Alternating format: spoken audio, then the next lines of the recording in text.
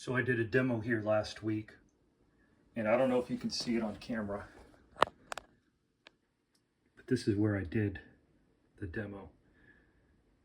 You can see the lines are kind of dark, but right here, it's nice, right? So we're gonna do the rest of the flooring here. This floor is about a year old.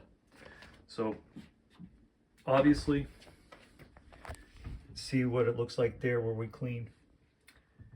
And we wanna, it looks a lot like this right here. That's our goal. And that's what we strive for, to have that color match to here. Because it looks like that there. Look, see? So the lines are dark.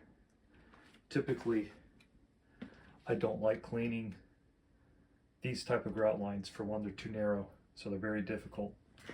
And you can see where there's not as much traffic. See, we want them to be like that, right?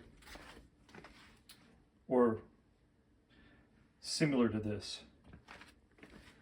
We can never guarantee perfection on grout, but sometimes we can get near perfection. No method can guarantee perfection on grout lines. A lot of variables go into that, but look, we're gonna do our best and try to make this look new again. So this is a tile and grout cleaning using the SETT ultra low moisture approach. Stay tuned.